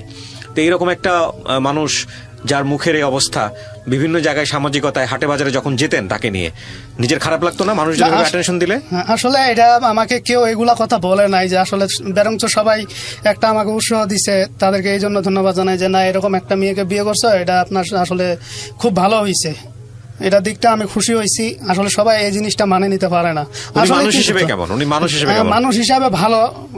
অনেক সময় দেখা যায় আমার মা আসলে মাকেও খুব ভালো আহ্বান করে, হ্যাঁ, কাপড় চোপড় লাগলে সবকিছু দেয় মোটামুটি। আমি দেয় না অস্বীকার করবো না, দেয়। আর ওর সাপোর্টে আমি অনেকটা আসলে উৎসাহিত পাই। চমৎকার। আমরা আসলে সুখ যে কোথায়, মানে সৃষ্টিকর্তার সুখ কোথায় রেখে দিয়েছেন, আল্লাহ সুখ কোথায় রেখে দিয়েছেন, এটা আজকের এই এপিসোড দেখলে সবাই বুঝতে পারবে। অসাধারণ, অসাধারণ, চমৎকার একটা মানে লেসন আছে আজকের এই মানে ছোট্ট একটা জীবন গল্পে। এটা দিয়ে অনেক বড় একটা স্টোরি পোট্রে করা সম্ভব, কিন্তু গল্পের যে জায়গাটায় ওনারা এসেছেন সেইখান থেকে আমি আর একটু সামনের দিকে যেতে চাই। তো আপনারা দুজনে এখন কি করেন? কিছু করেন? আমি বলি। জি বলেন। আমি একটা স্কুলে 3 পিস বিক্রি করতাম, আদার্স আরেকটা কাজ করতাম, সেটা হলো বাচ্চাদের মানে টিফিন। 11টার সময় টিফিন দেওয়া হয়, তখন আমি স্কুলটার নাম বলিনি, দরকার নেই বলার। হ্যাঁ, বলতে চাচ্ছেন আপনি? নাম বলতে চাচ্ছেন না? আচ্ছা ঠিক আছে, বলেন। আমি সেই স্কুলে যখন একজন টিচারের সাথে কথা বললাম যে আমার একটা কাজের দরকার, তো ওনারা চিন্তা করছিলেন যে আমার একটা কি কাজ দিতে পারে। অবশেষে কোনো কাজ আমার দেওয়ার মতো মানে ক্লিনার, সেটাও সম্ভব হচ্ছে না। আচ্ছা। ক্লিন করার পরে বলছে যে যখন ওরা বলছে যে এই মুহূর্তে কোনো কাজ নেই, যদি হাতে কোনো কাজ আসে তোমাকে বলবো, তখন আমি ওই যে ফাস্টফুডে বড় বড় সিঙ্গারা, সমোসা, ফাস্টফুডের খাবারগুলো একটু বড় সিঙ্গারাগুলো, এগুলা হিসাবে কিনতাম, কিনে পার্সেল করে, বিরিয়ানির পার্সেল যেভাবে হয় এরকম করে স্কুলে বাচ্চাদেরকে দিতাম আর কি, যেন ওরা পরিষ্কার পরিচ্ছন্ন খাবারটা দেখলে যেন ওদের আগ্রহ বাড়ে নেয়। আর এটাই আপনার কাজ ছিল? হ্যাঁ, পাশাপাশি আমি 3 পিস বিক্রি করতাম। এই দিয়ে আপনার সংসার চলতো? এটা দিয়েই বলতে চলতো না, উপায় নাই, কি করব। তখন আমার ছেলের অনেক খরচ লাগে, তাছাড়া যে বাসা ছিলাম সে বাসার ভাড়াও একটু বাইরে গেছে, 5,000 টাকা ছিল, 5,500 হয়েছে এখন। এছাড়া আমার আর কোনো কাজ নেই। মানে করোনা পরিস্থিতির আগ পর্যন্ত আপনারা এটাই করতাম। এখন করোনা আসার পরে কি হয়েছে এটা বলেন? করোনা আসার পর এই মানে 1 মাস ভাড়া দিতে পারছি, আর এই গত 2 মাস ধরে ভাড়া দিতে পারি না। নিজেরা বাসায় চলাফেরা খুব কষ্ট, মানে খেয়ে না খেয়ে। আমার বাচ্চারা তুললে আমারও তো বাবার বাড়িতে আগেই আমার জায়গা ছিল না, আর এখন তো আরো নেই, কারণ আমিও মানুষ তো ঢাকায় থেকে গ্রামে চলে যায়, তো আমার তো ওই থাকার মতো কোনো পরিস্থিতি নেই। মানে গ্রামে গিয়েও থাকার মতো কোনো পরিস্থিতি নেই? গ্রামে গিয়ে থাকার মতো নেই। তো এখন চলতে খুবই। আপনার কি অবস্থা? আপনি কি কিছু করতে পারছেন না? এখন বর্তমান আমিও তো একই অবস্থা, আপনাকে বললাম সমস্যার কথা। এখন এই যে আমার আবার এখানে বসে রয়েছে, এই অবস্থা থাকাতেও আমার এই পেট, নিচ পেট, মাথা ব্যথা শুরু করছে। তো এখন আসলে আমি চেষ্টা করতেছি কাজ করার জন্য। আর আমার যে পড়ালেখা, এই পড়ালেখাতে না আমি একটা ভালো চাকরি পাবো, না কোনো একটা ভালো জায়গা যাইতে পারবো। আর আপনাদের এই গল্প শুনে, আপনাদের এই পুরো গল্পটা শুনে আমি খুব সংক্ষিপ্ত করে আজকে এখানে ভিডিও আকারে নিয়ে এসেছি এবং রেডিওতেও যাবে। আপনাদের এই গল্প শুনে কেউ যদি আমার সঙ্গে যোগাযোগ করে, আপনাদেরকে হেল্প করতে চায় সরাসরি, বা আপনারা বর্তমান যে অবস্থায় আছেন সেখান থেকে উত্তরণের জন্য যদি কোনো পথ দিতে চায়, নিঃসন্দেহে আমি আপনাদের সঙ্গে তাদের যোগাযোগ করিয়ে দেবো। এটা আমি ভিডিওতেও বলে দিলাম। তবে এটা একটা অসাধারণ গল্প। নাসিমা, আপনি এক অর্থে সৌভাগ্যবান, কারণ আপনি আপনার জীবনসঙ্গী হিসেবে এমন একজন মানুষকে পেয়েছেন যে অন্তত আপনার এই অ্যাসিড যে ভিকটিম হওয়া, সেই জায়গাটায় আপনাকে নিয়ে কখনো কোনো কোশ্চেন করেনি আপনার কথা অনুসারে, এবং আপনাকে সে সাপোর্ট দিয়েছে। 15 বছর ধরে আপনারা একসঙ্গে আছেন, এটা নিঃসন্দেহে অনেক বড় একটা ব্যাপার, অনেক বড় একটা ব্যাপার। আর এই করোনা পরিস্থিতিতে আসলে আমরা সবাই কিন্তু ভিকটিম। এখানে একজন মানুষ ভিকটিম না, যে যে অবস্থায় ছিল সবার কাজ বন্ধ হয়ে যাচ্ছে, সবাই খুব খারাপ অবস্থার মধ্যে দিয়ে যাচ্ছি। কিন্তু আমরা নিশ্চিত জানি যে আমাদের ওই যে একটা কথা আছে যে মেঘ দেখে কেউ করিস নে ভয়, আড়ালে তার সূর্য হাসে। সুতরাং সূর্য একদিন হাসবেই এবং পরিস্থিতি স্বাভাবিক হয়ে যাবে। এবং আমি এটাও বিশ্বাস করি যে এখানে জীবন গল্প নিয়ে যারা আসেন, তাদের জীবনের যে সমস্যাগুলো থাকে, সেই সমস্যাগুলোর সমাধানকারী তো একমাত্র আল্লাহ। মানুষ তাদের পাশে দাঁড়ানোর চেষ্টা করেন। আপনারা যে অবস্থায় আছেন, আপনার ছোট বাচ্চাটাকে নিয়ে আপনাদের সেই অবস্থার উত্তরণের জন্য যদি ওনার কাজের জন্য কেউ ব্যবস্থা করেন, বা আপনি যে অবস্থার মধ্যে আছেন সেখানে যদি আপনাকে কেউ সাপোর্ট দিতে চান, আমাকে আপনারা মেইল করবেন। আমি নিঃসন্দেহে আপনাদেরকে বলছি এই কাপলের সঙ্গে আপনাদের যোগাযোগ করিয়ে দেবো। সো অনেক ধন্যবাদ জানাই যে আপনারা আজকে এখানে আসলেন, আপনাদের গল্পটা আমাদেরকে বললেন। আমি দোয়া করি আপনাদের জন্য, আপনাদের দুজনের কাছ থেকে আমাদের অনেক কিছু শেখার আছে। অনেক ভালো থাকবেন আপনি। ধন্যবাদ। ভালো থাকেন। জি, আসসালামু আলাইকুম।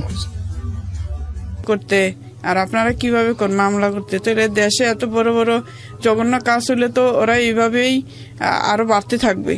পরে একসময় দারোগা আমারে বলে যে ওদের কথাই, মেম্বার চেয়ারম্যানের কথাই শুনলো, আর আসামির পক্ষের লোকজন ওদের পক্ষে হইলো।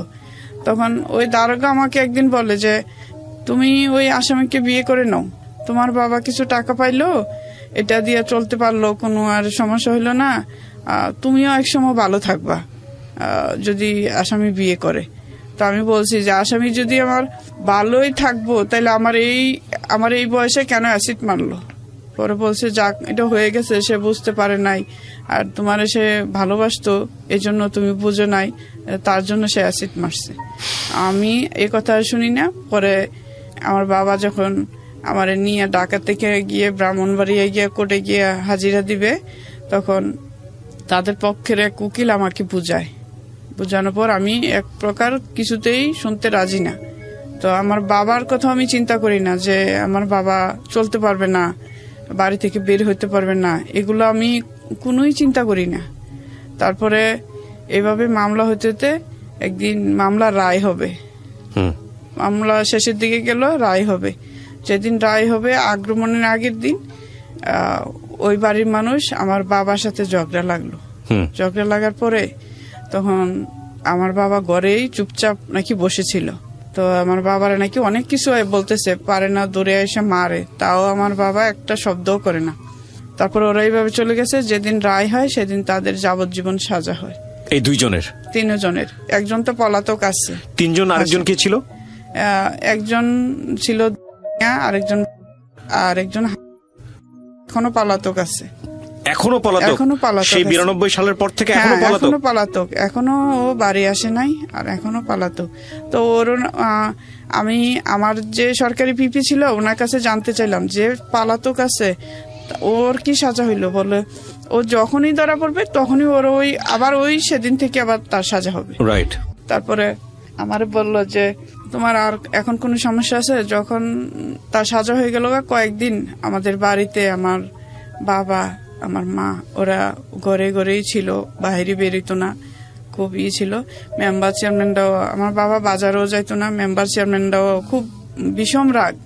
আর সেই পর থেকে মেম্বার চেয়ারম্যানের কোনো হেল্প সহযোগিতা আমার বাবা পায়নি। তারপরে একদিন আমি ঢাকা থেকে গেছি, যাওয়ার পরে ঢাকা থাকতেই আমি এক লোকের মাধ্যমে শুনি অ্যাসিড সার্ভাইভার্স ফাউন্ডেশনের কথা। আইনু সালিশ কেন্দ্রে গেলাম, যখন ওরা আবার বলছে যে আবার যে দুজন যাবজ্জীবন হয়ে গেল, ওরা কি ছাড়া পেয়ে গেছে? ওরা এখন সাজা পেয়ে গেছে। মানে ছাড়া পাইছে, জেল থেকে ছাড়া পেয়েছে? 14 বছর পরে ছাড়া পেয়ে গেছে। হ্যাঁ। আচ্ছা, ওরা বের হয়ে এসে কি করেছে? বের হয়ে এসে একজন এই বাড়ি কাজ করে, এখন বুড়ো হয়ে গেছে, বয়স হয়ে গেছে, তখনই তাদের বের হয়ে এসে আপনার সঙ্গে কখনো কথাবার্তা হয়েছে তাদের? না, কখনো কথাবার্তা হয়নি। আর আমি যেমন গ্রামে ওনারা বিয়ে শাদী করতে পেরেছে? ওনাদের সংসার আছে, বাচ্চা কাচ্চা আছে, মেয়ে আছে? না, কেউ বিয়ে শাদী করেনি। আচ্ছা, কেউ বিয়ে শাদী করেনি? কেউ বিয়ে শাদী করেনি। তো আমি ঢাকা থেকে যখন অ্যাসিড সার্ভিস ফাউন্ডেশনের কথা শুনি তখন তো আমার চেয়ারম্যান সার্টিফিকেটের দরকার। তখন আমি চেয়ারম্যানের কাছে গেলাম, চেয়ারম্যান সাহেব বললো যে না, তোমাকে সার্টিফিকেট দেওয়া হবে না। তো আমি বলছি দেওয়া হবে না, সেটাই দেন, সেটাই লিখে দেন যে আমাকে দেওয়া হবে না। বলে তোমার তো সাহস বেশি। আমি বলছি আমার এক জায়গায় দরকার, তো সেজন্য বলছি, আপনি যে দিবেন না সেটাও বলেন, এত সাহস দেখায় না, যাও। তো উনি আমার কিছু খারাপ মন্তব্য করলো, তখন বললো মামলাটা আপোষ করলো না, কেউ বিয়ে করবে না, মানে আমি নিজেই শুনতেছি যখন উনি এইগুলা মন্তব্য করতেছে। তখন আমি আর কিছু বলিনি, আমি চলে আসছি। আসার পর অ্যাসিড সার্ভিস ফাউন্ডেশনে আসছি, আসার পর ওখানে আমার চাকরি দেওয়া হয়, ওয়ার্ড অ্যাটেন্ডেন্স, মানে আয়া পদে আর কি। তখন আমি ওখানে কাজ করতে থাকি। তখন ওখানে আস্তে আস্তে একের পর এক আমার একটা অপারেশনও হতে থাকে। যেমন আমার এই গলাটা এভাবে লেগেছিল, আমি মানুষকে ঘুরে দেখাইতে হতো, কেউ আমার ডাক দিলে আমি ওভাবে ঘুরে দেখতাম, মানে ওইভাবে ঘুরে দেখতে পারতাম না, ওইভাবে ঘুরে দেখতে পারতাম না। এভাবে আমার একের পর এক অপারেশন হতে থাকে। আমার কানের ভিতরে অপারেশন করে কানের ছিদ্র বন্ধ হয়ে গেছে। তখন আমি এভাবে চাকরি করতে থাকি, প্রায় 5-6 বছর পর্যন্ত আমি ক্যাজুয়ালি কাজ করি। যখন 5-6 বছর হয়েছে তখন ওইখানে সার্কুলার দিছে কিছু লোক নেওয়া হবে। তখন সেইখানে আমি আবার করি। তখন ওনারও অ্যাসিড, উনিও একজন অ্যাসিড বান, তার নাম হলো দবিরুল ইসলাম। তো আমার জিজ্ঞেস করে আমার বাড়ি কোথায়, কি আমার কিভাবে ঘটনা হয়েছে। তো আমি বলছি, বলার পর ওর খুব মায়া লাগছে। পরে ও চিন্তা করলো, ওর এই কথা দবিরুল শুনে ইসলাম আমি কি দেখলাম। Acid survivor? ওনারও কি অ্যাসিডে বার্ন কোনো কিছু আছে? জি। আচ্ছা, কোথায় বার্ন হয়েছে ওনার? ওনার হাতে লাগছে, বুকে লাগছে। ওনার স্টোরি কি? আচ্ছা, ওনার স্টোরি আমরা ওনার কাছ থেকে শুনবো। তো তারপরে কি হলো? পরিচয় হলেন? তারপরে পরিচয় হলো, হওয়ার পরে ওর আমাকে বললো যে এরকম এরকম আমি তোমাকে বিয়ে করতে চাই। তো আমি বললাম যে তাইলে আপনার বাবা মার। কতদিন পরের ঘটনা এটা? পরিচয় হওয়ার কতদিন পরে? পরিচয় হওয়ার 2-3 মাস 4 মাস এরকম হবে। এই সময় আপনাকে বিয়ের প্রস্তাব দেয়। The most important part of this story is Dabirul Islam. প্রিয় দর্শক এবং শ্রোতা, আজকের এই ভিডিওতে আপনারা আমাকে দেখতে পাচ্ছেন না ফর টেকনিক্যাল রিজন। তো আমি এই মুহূর্তে ওনার সেই বিয়ের প্রস্তাব দেওয়া যে ভদ্রলোক, তাকে আমি আপনাদেরকে ভিডিওতে নিয়ে আসছি এবং একই সাথে অডিওতে আপনারা শুনতে পাবেন, রেডিওতে। ওকে, আপনারা দেখতে পাচ্ছেন ভিডিওতে যে ভদ্রলোকের কথা আমরা বলছিলাম। আপনার নাম? দবিরুল ইসলাম। মোহাম্মদ দবিরুল ইসলাম। দবিরুল ইসলাম। জি। আমি যেটা শুনেছি ওনার কাছ থেকে, নাসিমার কাছ থেকে, সেটা হলো যে ওনার সঙ্গে পরিচয় হওয়ার 2 থেকে 3 মাস পরে ওনাকে আপনি বিয়ের প্রস্তাব দেন। আপনিও একজন অ্যাসিড সার্ভাইভার। জি জি। আপনাকে দেখে কিন্তু বোঝার উপায় নাই যে আপনি অ্যাসিড সার্ভাইভার, কারণ আপনার যত জানি যে আপনার বুকের ভেতরের জায়গাটা উনি যেটা বলছিল সেটা এক বার্ন, আর হাতের একটা জায়গা। হাতের জায়গাটা একটু দেখান আপনি। এই যে হাতে আমার এই জায়গাটা, আর বুকের মধ্যে আছে। হাতের ওনার দেখতে পাচ্ছেন বুড়া আঙ্গুলের নিচের জায়গাটা, এই দুটো জায়গায় শুধু বার্ন। এই দুইটাই, আর মুখে ছিল জাস্ট এটা মিশে গেছে আর কি। মিশে গেছে। এটা আপনার ঘটনাটা কি হয়েছে? এটা ঘটনাটা হচ্ছে 2004 সালে আমার পারিবারিক সমস্যা, জায়গা জমি নিয়ে সমস্যাটা ছিল। তো একদিন আমি সকালে ঘুম থেকে উঠে বাইরে যাই, আমি তো বাইরেই টয়লেট করতে হয়, তখন তো এরকম ছিল না সিস্টেম। তো আমি বাইরে গেলে তারা আমাকে 3 জন আতঙ্কিত ভাবে চলে আসে আমাকে ধরার জন্য। তো আমি বুঝতে পারি নাই যে আসলে তারা কি জন্য আসছে আমার কাছে। যারা আপনার বিরোধ পক্ষ ছিল? বিরোধ পক্ষ, জি। তো পরে দেখছি যে এদের কাছে একটা বোতল আমাকে মানে মুখে দিতে চাইছিল। তখন তো আমি চেষ্টা করছি আর কি ধরার জন্য জিনিসটা, এই ধরার জন্য চেষ্টা করাতে আমার হাতে লাগছে। তার মানে তারা আপনাকে অ্যাসিড ছোড়ে? হ্যাঁ। ওনাদেরকে ধরা হয়েছে পরবর্তীতে ধরা হয়েছে, বছর খানেক ছিল জেলে। পরে মানে সাক্ষীর একটু দুর্বলতার কারণে তারা মানে ছাড় পায় নিছে। 1 বছর পরে ওনারা ছাড় পেয়ে গেছে। তো আপনার এই যে বার্নটা হলো, আপনি ওনাকে সবকিছু জেনে 3 মাস পরে বিয়ের প্রস্তাব দেন? জি জি জি। প্রেমের প্রস্তাব না, বিয়ের প্রস্তাব। তো ওনাকে দেখে আপনার ভিতরে কোনো আতঙ্ক কাজ করেনি যে এরকম একটা মানুষ না আসলে কি বিয়ে করবেন? বাড়িতেও তো একটা ব্যাপার স্যাপার আছে, বোঝানোর ব্যাপার আছে। হ্যাঁ, তা আসলে কি, আমি যখন ওখানে অ্যাসিড সার্ভিস ফাউন্ডেশনে আসি, ওর সাথে আমার পরিচয় হয়, যেহেতু দুজনে আমি ওখানে মানে ওয়ার্ড বয় হিসাবে তখন চাকরি পাই। ওখানে কিছুদিন চিকিৎসা অবস্থা ছিলাম। চিকিৎসা অবস্থায় থাকার পরে আমার ওখানে একটা চাকরি হয় ওয়ার্ড বয়ের। তো চাকরি হওয়ার পর থেকে ওর সাথে আমার পরিচয়, আর ও আগে থেকে ওখানে ছিল। তা পরিচয় হওয়ার পর থেকে আমি ওর বিস্তারিত শুনছি যে আসলে তার 2টি কান নাই, 2টি চোখ আছে, এর মধ্যে চোখ একটা সমস্যা হয়ে গেছে, বাদ আর একটা চোখ আছে মানে 100%-এর মধ্যে 10% বা 50-20% দেখে আর কি। তো তার 2টি কান নাই, মুখটা পুরা নষ্ট। তারপরে আমি ছবি দেখছি। আর দ্বিতীয়ত হলো ছোট থেকে মা মারা গেছে, মা নাই, এতিম। আমি আসলে এর কথাবার্তা শুই না, আমার কাছে খুব খারাপ লাগছে বিষয়টা। আসলে সেও মানুষ, সে তো একজন বান হইলো, সে তো একজন মানুষ, তারও তো বাঁচার অধিকার আছে। এটা আপনি ভিতর থেকে অনুভব হ্যাঁ, করছেন? অনুভব করছি। তা আমি তখন বিষয়টা চিন্তা করলাম যে না, বিয়ে তো করতেই হবে। তা আমি এরকম একটা মেয়েকে বিয়ে করলে আমার জীবনে হয়তো কোনো একটা ভালো দিক, আল্লাহ যে দিক দিয়ে হোক করাবে, কিন্তু ওই ওর দুর্ঘটনা দেখার পর, এগুলা দেখার পর প্রস্তাব আপনি আগে দিয়েছিলেন নাকি উনি দিয়েছিলেন? না, আমি মানে দিয়েছিলাম, বলছিলাম। আচ্ছা, তখন উনি বলেন নাই যে তুমি আমার মতো এরকম একটা মেয়েকে কেন বিয়ে করবা? না, বলছে, প্রশ্ন করছে, কিন্তু আসলে কি আমি এটুকুই বলছি, দেখো তুমি এরকম অসুস্থ হইলো, আমি কিন্তু তোমাকে অসুস্থ মনে করি না। আচ্ছা, যেহেতু তোমার এই ঘটনা ঘটতেই পারে, মানুষের কখন কোন জীবনে কখন কি দুর্ঘটনা ঘটে কেউ জানে না আসলে। তা আসলে আমি এই দিকটা চিন্তা করছি। তারপরে আমার বাবা ছিল একজন ইমাম, মসজিদের ইমাম। তখন আমি আমার বাবাকে জানাই, মাকে জানাই বিষয়টা। জানার পরে তারা বলছে ঠিক আছে, তোমার যদি পছন্দ হয়, ভালো লাগে, আমার সমস্যা, আমাদের সমস্যা নেই। চমৎকার। তখন তারা বলছে, তখন আমি ঢাকায় নিয়ে আসছি। ঢাকায় নিয়ে আসার পর ওদের গ্রামে যাই, বিয়েটা হয়েছে আর কি। দেখাইছেন ওনাকে বিয়ে করার আগে? হ্যাঁ, বিয়ে করার আগে পরিবারের সবাই মেনে নিয়েছে বিষয়টা? মেনে নিয়েছে। আমার বাবা ওকে আর অনেক ভালোবাসে। নাসিমা, আপনার কাছ থেকে একটু শুনি, আপনার সংসার কত বছরের, কত সালে বিয়ে করলেন? 2004 শেষ, 5 প্রথম। তার মানে সংসার হচ্ছে প্রায় 15 বছরের সংসার, রাইট? আচ্ছা, তো 15 বছরের সংসার জীবনে বাচ্চা কাচ্চা নিশ্চয়ই হয়েছে? হ্যাঁ, আমার 10 বছরের একটা ছেলে আছে। 10 বছরের একটা ছেলে আছে।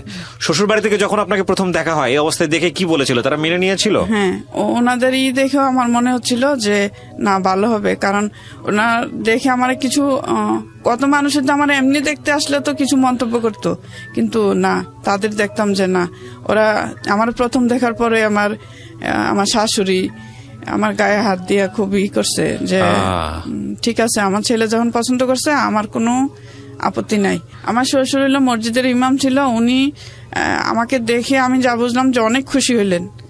পরে বললেন যে না, আমার কোনো আপত্তি নাই, তোমরা যদি ভালো থাকো আর ভালো চলো।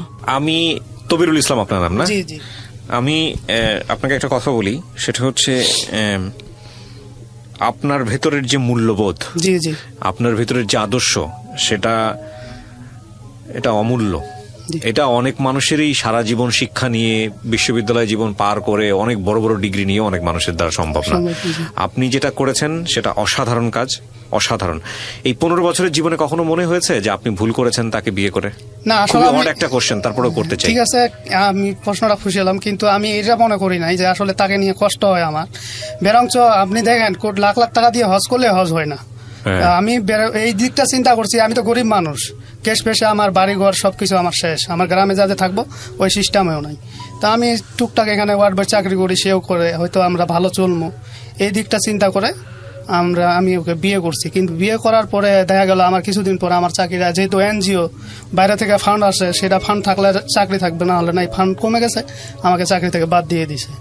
এভাবে আমি চললাম কিছুদিন, ওর চাকরিটা থাকলো, আমার তো চাকরিটা নাই। তো আমি বাচ্চা নিয়ে বাসায় থাকি, দেখাশোনা করি, বাচ্চারা তো কেয়ার করতে হবে, বাচ্চাকে আপনি সাপোর্ট করতেন। হ্যাঁ। আচ্ছা, তারপরে কিছুদিন ওর চাকরিটা থাকলো, তার হঠাৎ করে এক সময় দেখা গেল ওরা চাকরিটা চলে গেল। আচ্ছা, তারপরে আমরা তো এখন মুশকিলে পড়ে গেলাম। আসলে কি বলবো, আমার তখন আমি আসলে কোনো সময় কান্না করি নাই, আমি তখন কান্না করছি, আমার ছেলেকে আমি মানুষ করবো কিভাবে।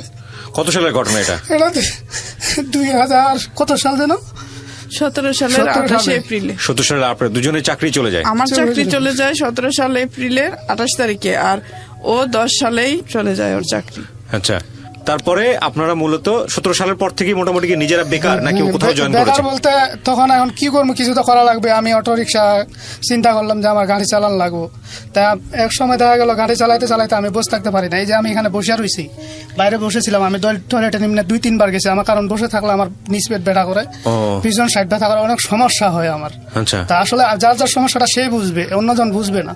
তা আমি তখন চিন্তা করলাম যে আমি গাড়ি চালাবো, কিন্তু গাড়ি চালাবো কইয়া তো আমি তার গাড়ির মধ্যে কন্ট্রোল করতে পারতেছি না, নিজেকে থাকতে পারতেছি না, স্ট্রং হয়ে থাকতে হবে। তো তখন সে কি করবে, তখন সে চিন্তা করলো যে আমি কাপড় আনে বিক্রি করি। তখন ওই 3 পিস স্কুলে আইনা বিক্রি করা শুরু করলো। তো এক সময় দেখা গেল যে এটাও মোটামুটি আমরা চলতেছি, কিন্তু এর মধ্যে চলতেছি আবার বাচ্চাকে স্কুলে পড়ালেখা করাইতে হবে। হঠাৎ করে প্রাইভেটে ছিল, প্রাইভেট থেকে বাদ দিলাম, সরকারি স্কুলে নিয়েছি। একটা ছেলে, আব্দুল্লাহ নোমান। একজনই বাচ্চা? একটাই বাচ্চা।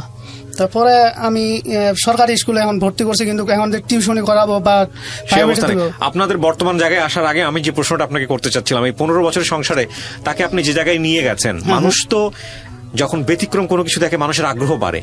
তো এইরকম একটা মানুষ যার মুখের এই অবস্থা, বিভিন্ন জায়গায় সামাজিকতায় হাটে বাজারে যখন যেতেন তাকে নিয়ে, নিজের খারাপ লাগতো না মানুষ যেভাবে অ্যাটেনশন দিলে? হ্যাঁ, আসলে এটা আমাকে কেউ এগুলা কথা বলে নাই, যে আসলে বরঞ্চ সবাই একটা আমাকে উৎসাহ দিছে, তাদেরকে এই জন্য ধন্যবাদ জানাই যে না, এরকম একটা মেয়েকে বিয়ে করছো, এটা আপনার আসলে খুব ভালো হইছে, এটা দিকটা আমি খুশি হয়েছি। আসলে সবাই এই জিনিসটা মানে নিতে পারে না।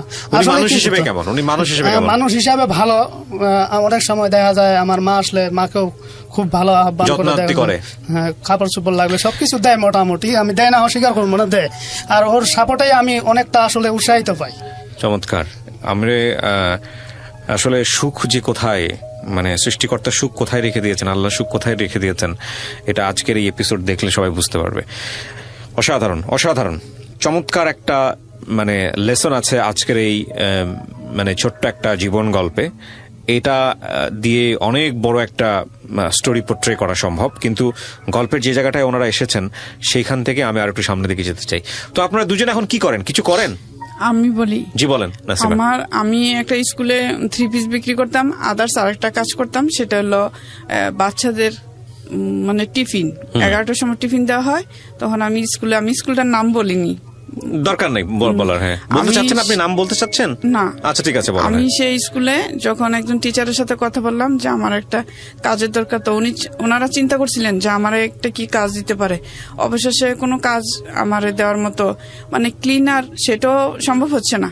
আচ্ছা, ক্লিন করার পরে বলছে যে তো যখন ওরা বলছে যে এই মুহূর্তে কোনো কাজ নাই, যদি হাতে কোনো কাজ আসে তোমাকে বলবো, তখন আমি ওই যে ফাস্টফুডে বড় বড় সিঙ্গারা, সমোসা, ফাস্টফুডের খাবারগুলো একটু বড় সিঙ্গারাগুলো, এগুলা শ হিসাবে কিনতাম, কিনে পার্সেল করে, বিরিয়ানির পার্সেল যেভাবে হয় এরকম করে স্কুলে বাচ্চাদেরকে দিতাম আর কি, যেন ওরা পরিষ্কার পরিচ্ছন্ন খাবারটা দেখলে যেন ওদের আগ্রহ বাড়ে।